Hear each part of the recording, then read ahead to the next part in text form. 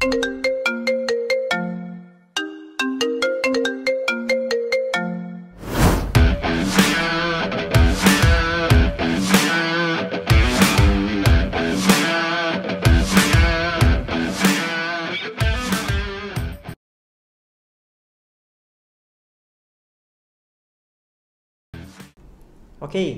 kita langsung mulai di pembahasan di nomor 1. Himpunan S beranggotakan semua bilangan bulat tak negatif X yang memenuhi pertaksamaan seperti yang pada soal. Berapa nilai A sehingga hasil penjumlahan semua anggota S minimum? Nah, sekarang untuk menjawab soal ini kita selesaikan dulu pertaksamaannya. Nah, jadi kita punya X kuadrat min 2AX plus A kuadrat per X plus 1 dikali X min 4. Oke, nah untuk pembilangnya itu kan bisa kita faktorkan ya.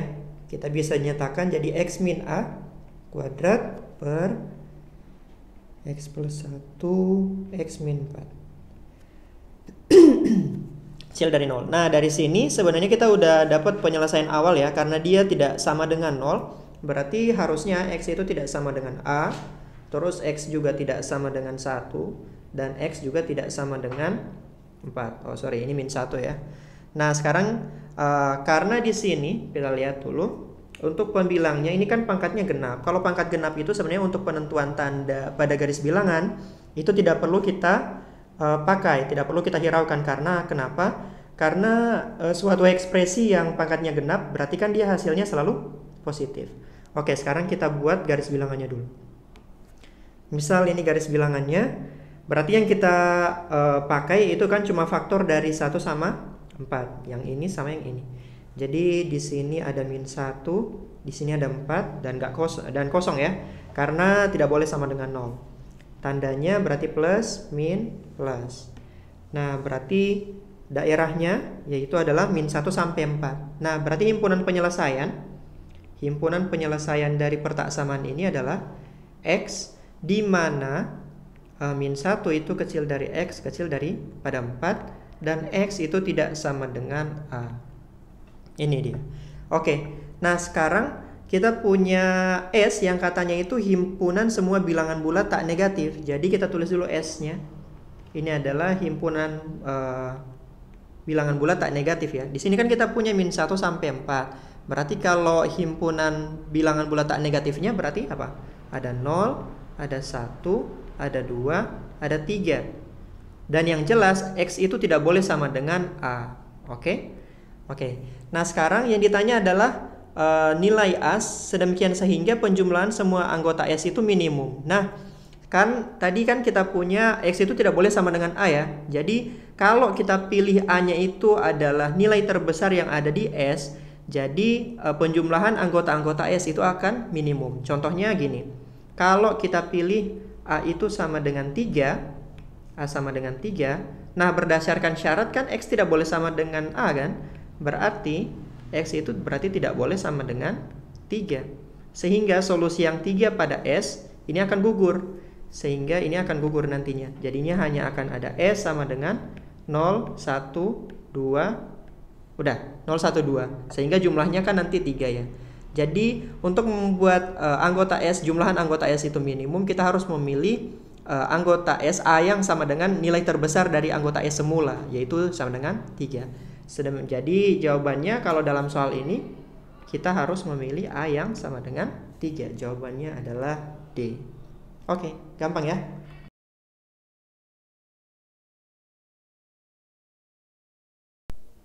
Oke.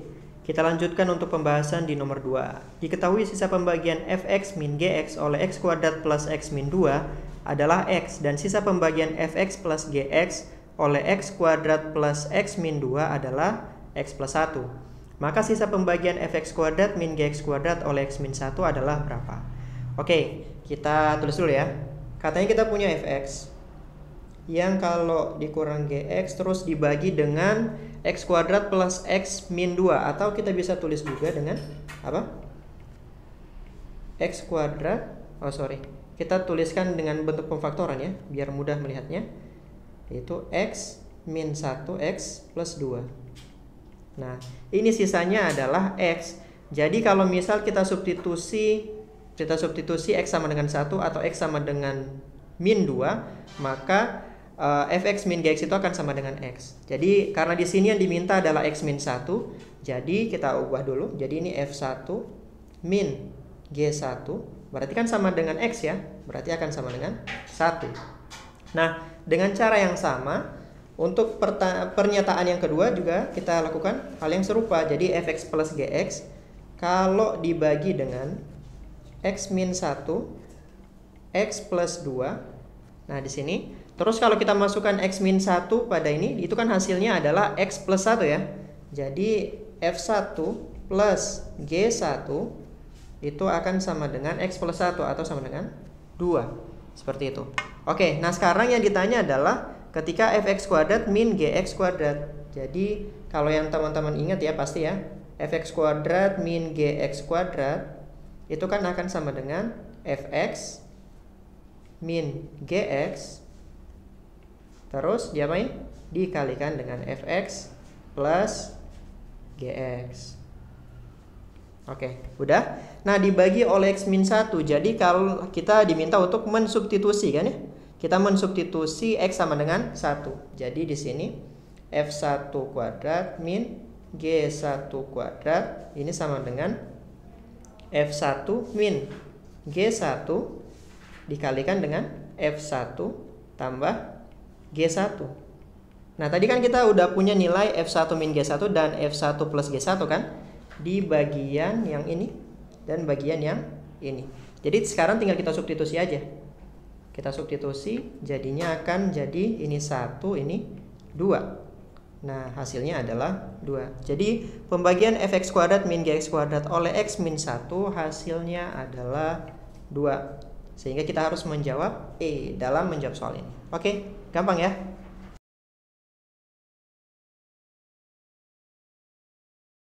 Oke, kita lanjutkan untuk pembahasan di nomor 3. Diketahui suatu lingkaran kecil dengan jari-jari 3/2 melalui pusat suatu lingkaran besar dengan jari-jari R sama dengan 6. Ruas garis yang menghubungkan dua titik potong lingkaran ini merupakan diameter dari lingkaran kecil. Maka luas irisan kedua lingkaran adalah berapa? Oke, kita visualisasikan dulu ya. Jadi katanya kita punya dua lingkaran nih. Kita punya dua lingkaran. Terus ini lingkaran kecilnya, terus ini ada lingkaran besarnya.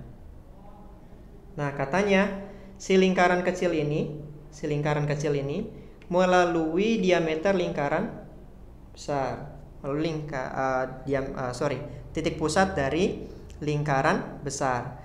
Nah, sekarang katanya titik potong antara dua lingkaran ini kalau dihubungkan merupakan diameter lingkaran kecil. Jadi kita simpulkan yang lain dulu ya. Hijau gini contohnya. Ini adalah diameter. Nah, sekarang yang ditanyakan adalah luas daerah yang dibatasi oleh dua lingkaran tadi atau irisan dari dua lingkaran itu tadi ya. Nah, sekarang kita bisa visualisasikan seperti ini dulu ya. Kita buat di sini ada segitiga. Sini ada segitiga. Oke. Nah, sekarang kita bisa mencari luas lingkaran ini pertama dengan mencari luas setengah lingkaran. Jadi di sini kan kita punya dua luas ya. Dua luas ini bisa kita simbolkan dengan merah dulu ya. Nah, jadi yang di bagian sini ini adalah daerah 1, terus yang di sini itu daerah 2. Daerah 2. Jadi daerah 1 ini meliputi diameter dari lingkaran kecil sampai sini. Ini. Terus daerah 2 ini meliputi yang bagian sini. Kayak gitu. Oke. Nah, sekarang karena itu adalah setengah daerah 1, kalau kita lihat ini kan setengah luas ya. Setengah luas lingkaran kecil. Lingkaran kecil. Jadi kita bisa cari setengah VR kuadrat. Nah, R-nya kan R kecil ya, karena lingkaran kecil, berarti setengah kali Pi. R-nya adalah 3/2 dikuadratkan, berarti 18 ya. 18. Kemudian jadinya 9pi. Oke, 9pi. Nah, sekarang kita cari luas daerah yang kedua, luas daerah yang kedua. D2. Nah, kalau kita lihat, karena lingkaran kecil ini melalui titik pusat dari lingkaran besar, maka garis seperempat ini adalah seperempat dari lingkaran besar. Benar ya? Seperempat dari lingkaran besar. Jadi, luas daerah 2 ini akan sama dengan seperempat luas lingkaran yang besar, luas lingkaran B gitu ya, lingkaran besar ini dikurangi dengan luas segitiga ya, luas segitiga yang ini. Jadi dikurangi dengan luas segitiga, di mana luas segitiga ini kan panjang alasnya ini adalah jari-jari dari lingkaran besar, ini 6, dan tingginya dari bangun ini juga 6. Jadi segitiga ini adalah 6 karena sama-sama jari-jari lingkaran besar.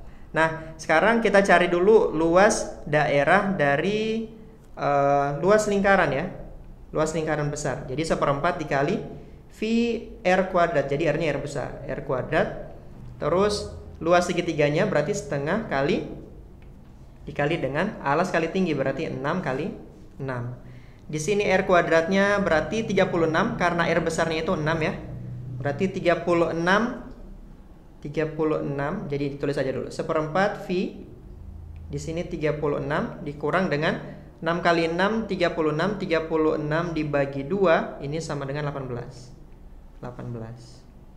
Oke, 18. Nah, berarti di sini kita akan punya 9pi dikurang dengan 18. Dikurang dengan 18. Oke, nah berarti jawabannya adalah D1 ditambah D2 kan? Karena totalnya yang diminta. D1, D2, dikasih batas dulu. D1 ditambah D2, berarti 9pi ditambah 9pi min 18. Hasilnya adalah 18pi min 18. Oke. Jadi untuk menjawab soal ini kita harus memilih jawaban yang 18pi min 18, yaitu opsi B. Oke, gampang ya.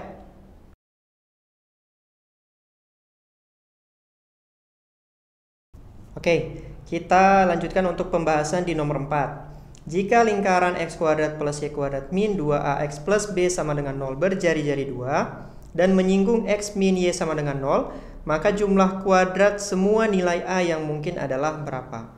Oke, kita kerjain bareng-bareng ya. Nah, sekarang kita punya persamaan lingkarannya itu ini. Nah, kita tulis dulu x kuadrat dan kita pisahkan x mana yang y ya. Jadi ini kayak gini.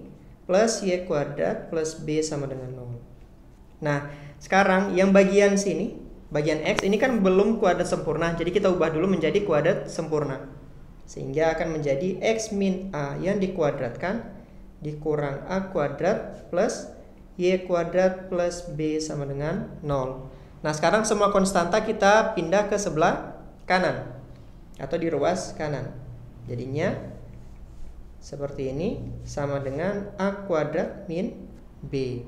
Nah, ingat ya, kalau teman-teman punya persamaannya seperti ini, berarti teman-teman sebenarnya punya persamaan lingkaran yang diketahui titik pusatnya dan jari-jari. Dalam hal ini titik pusat pada persamaan itu adalah a,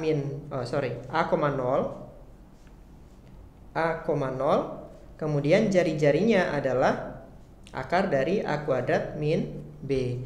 Nah, tadi kita punya jari-jarinya itu sama dengan 2, berarti kan kita bisa ganti ya, 2 sama dengan akar a kuadrat min b. Nah, sekarang kalau kita kuadratkan jadinya 4 sama dengan a kuadrat min b. Nah, dari sini kita bisa mencari tahu hubungan antara si A dan si B.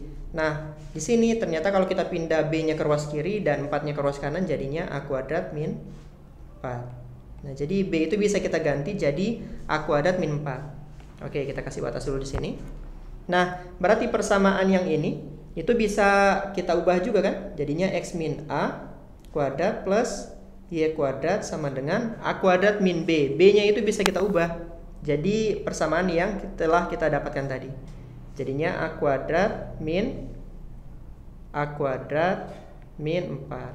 Nah, oke. Jadinya X min A kuadrat plus Y kuadrat sama dengan 4. Oke, sama dengan 4. Nah, sekarang kita bisa cari informasi dengan yang katanya ini menyinggung. Nah, menyinggung X min Y sama dengan 0, berarti kan kita bisa sebut juga X min Y sama dengan itu sama dengan apa? Y sama dengan X ya. Y sama dengan X. Jadi si Y-nya kita pindah ke ruas kanan, jadi akan dapat persamaan Y sama dengan X. Nah, sekarang kita substitusi aja Y sama dengan X. Kita akan mendapatkan X min A kuadrat plus, karena Y sama dengan X berarti kita ganti kan. Jadinya X kuadrat sama dengan 4. Sama dengan 4. Nah, sekarang kita jabarkan untuk mencari nilai A. Jadinya X kuadrat min 2AX plus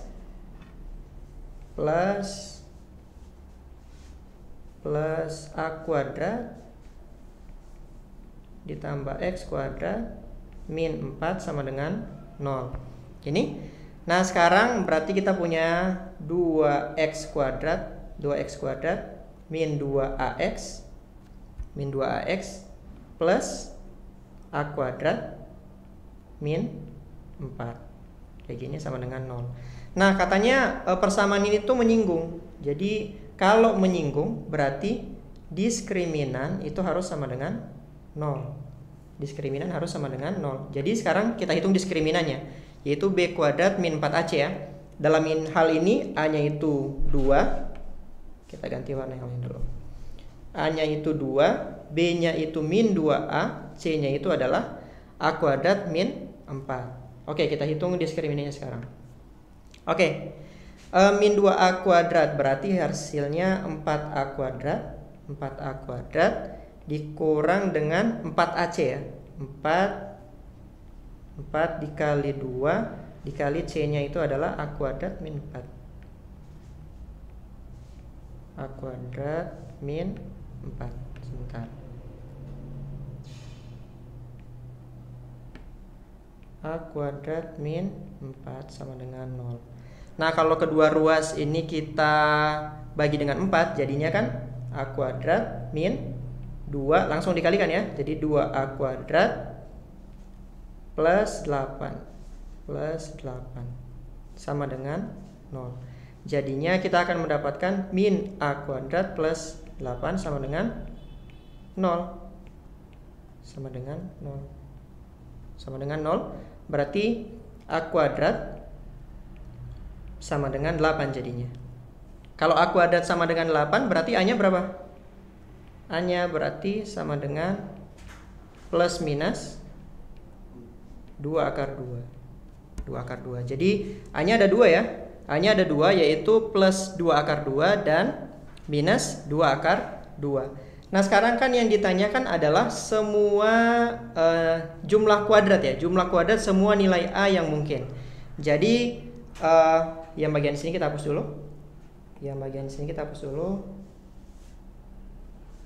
Nah, oke. Nah, berarti kan kita punya A1 sama A2. Jadi yang ditanya itu adalah A1 kuadrat ditambah A2 kuadrat gitu. Jadi A1 kuadrat ditambah A2 kuadrat. Nah, anggap aja A1 kuadrat itu yang plus, A1 itu yang plus dan A2 itu yang minus. Kalau dikuadratkan sama-sama 8 ya. Jadi ini 8, yang ini juga 8. Ini jadi A1,2 di sini ya. Nah, ini sama dengan 16. Nah, jadi jumlah kuadrat semua nilai A yang memungkinkan adalah D, yaitu sama dengan 16. Kita pilih yang D. Oke, udah ya, gampang ya.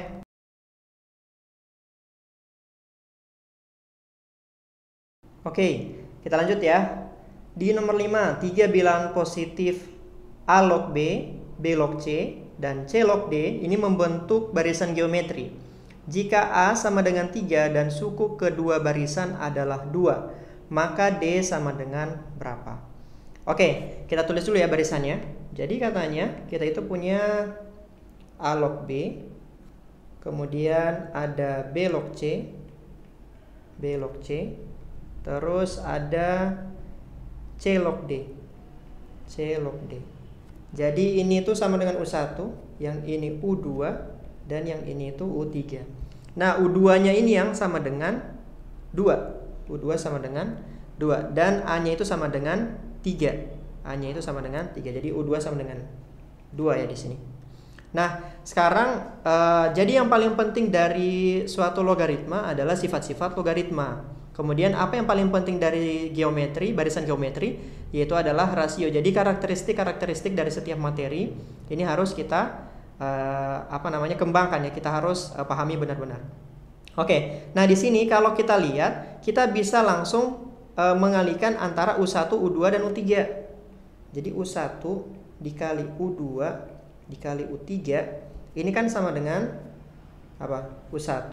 Terus U2 itu kan adalah U1 dikali rasio ya. U1 dikali rasio. Kemudian U3 berarti adalah U1 dikali rasio kuadrat gitu ya. Rasio kuadrat. Oke. Nah, berarti kan kita akan punya U1 pangkat 3 dan R pangkat 3 ya. Atau kita bisa sederhanakan U1R dipangkatkan 3. Nah, U1, U2, U3 sendiri ini kan sama dengan A log B, B log C, dan C log D. C log D. Seperti ini. Nah, U1R itu kan sama dengan U2 ya. Kalau ini dari logaritma dulu kita kerjakan. Ini habis, jadinya A log D. A log D. Ini sama dengan U1R pangkat 3. U1R pangkat 3 yaitu U2 pangkat 3. U2-nya tadi kan kita telah ketahui adalah 2. Jadi ini 2 pangkat 3. Nah, dengan A-nya itu sama dengan 3. Jadi kita bisa cari ya di sini ya.